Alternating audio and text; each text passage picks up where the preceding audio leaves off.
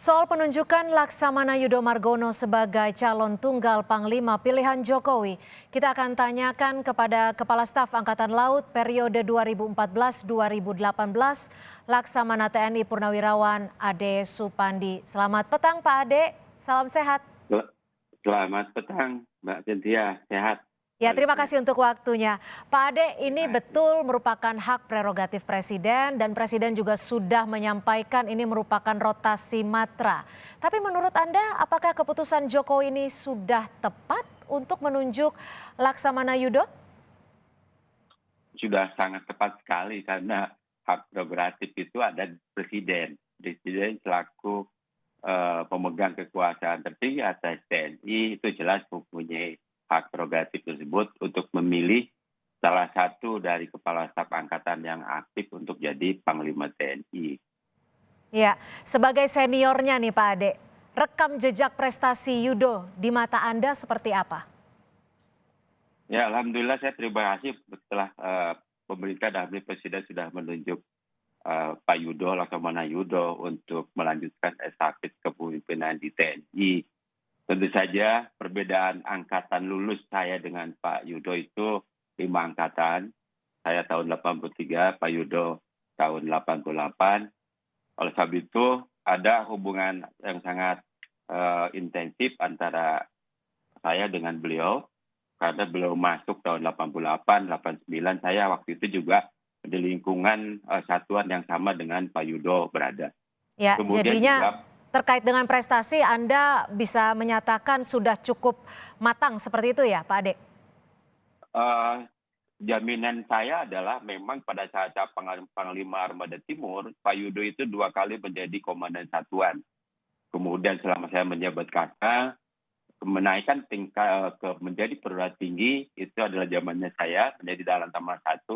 Kemudian sebelum saya pensiun saya berikan jabatan sebagai Panglima Armada karena saya melihat bahwa Yudho bisa melanjutkan kepemimpinan kelak nanti pada saat waktunya menjadi Kasal, dan memang kenyataan beliau menjadi Kasal. Dan saya sangat bangga sekali kalau kemudian Pak Yudho mendapatkan suatu anugerah dan kepercayaan pemerintah untuk menjadi Panglima TNI. Ya. Oleh sebab itu prestasi beliau itu tidak saya ragukan. Baik, Pak Ade, yang menjadi cita-cita bangsa ini termasuk cita-cita Presiden Jokowi adalah menjadikan Indonesia sebagai poros maritim dunia. Tapi kita tahu kalau bicara poros maritim dunia ini ada pilar-pilar yang harus dipenuhi. Salah satunya diplomasi maritim, ada juga pengembangan infrastruktur maritim, ada juga pertahanan maritim. Apakah menurut Anda Pak Yudho mampu untuk memenuhi kebutuhan ini? Tentu saja masa jabatan sebagai Kasal itu sebenarnya sudah saya amati adalah melanjutkan fondasi-fondasi ataupun perencanaan yang dulu saya memang rintis. Artinya apa? Bahwa poros maritim itu tetap harus didukung oleh Angkatan Laut sepenuhnya. Baik itu dalam rangka infrastruktur maupun diplomasi maritim. Termasuk juga diplomasi maritim adalah menyelesaikan masalah-masalah konflik perbatasan. Oleh sebab itu perlu Angkatan Laut dan juga tentu dalam hal ini juga dengan bimbingan Kasal itu juga melaksanakan tugas-tugas ini. Diplomasi maritim dilakukan oleh ujung tombak TNI Angkatan Laut baik di Lana, Lantamal maupun juga dalam rangka Muhibah KRI. Selanjutnya juga Panglima TNI nanti Pak Yudho, karena dengan dibentuknya Pusinfo Maritim di Mabes TNI itu menjadi suatu bahan kajian bagi Panglima, bagi Pak Yudho untuk selanjutnya mengembangkan postur TNI yang betul-betul bisa mewadahi kebutuhan-kebutuhan dalam rangka pertahanan negara. Baik, Pak Ade, ini kan hampir dipastikan sebelum reses DPR fit and proper test kepada Laksamana Yudho Margono akan dilakukan kemungkinan besar pekan ini.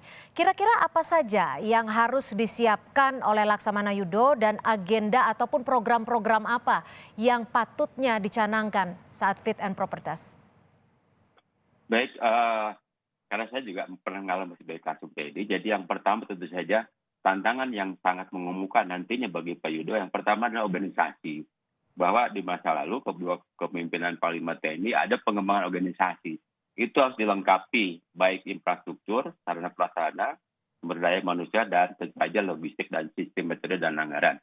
Yang kedua SDM, bahwa prajurit TNI itu harus solid, kompak dari bawah sampai ke atas. Karena dengan kekompakan itulah tampilan TNI akan nampak dan selalu akan dilihat oleh publik maupun oleh negara lain.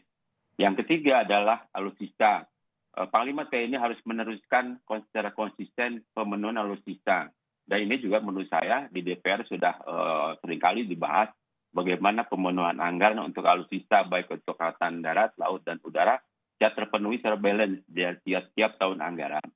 Yang berikutnya tentu aja adalah anggaran. Dengan adanya inflasi itu juga pasti harus ada kenaikan. Oleh sebab itu betul-betul Panglima TNI menghitung kebutuhan-kebutuhan real agar postur TNI dari tahun ke tahun dapat dipertahankan. Kenapa harus dapat dipertahankan? Karena jelas tiap-tiap alutsista memiliki siklus life cycle-nya. Ini yang harus diperhatikan. Jangan sampai kita terlalu dinamobo dengan kondisi sekarang, tetapi kita lupa dengan jangka waktu ke depan. Oleh sebab itu, karena Pak Yudo melanjutkan kepemimpinan dari Pak Andika, konsistensi dalam rangka pembangunan MF itu harus terus berlanjut. Baik, singkat saja Pak Ade, apa saja yang harus dibenahi di tubuh TNI, baik itu internal dan juga eksternal? Apakah perbaikan kurikulum Taruna agar lebih baik lagi diperlukan?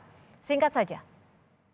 Yang pendidikan pasti harus dipenuhi, karena bagaimanapun juga saya mendapatkan prakata dari senior bahwa kehidupan TNI dalam alam demokrasi kekinian itu harus tercermin dalam kurikulum pendidikan. Berikutnya juga dalam networking pada saat dinas itu juga harus betul-betul terjalin baik.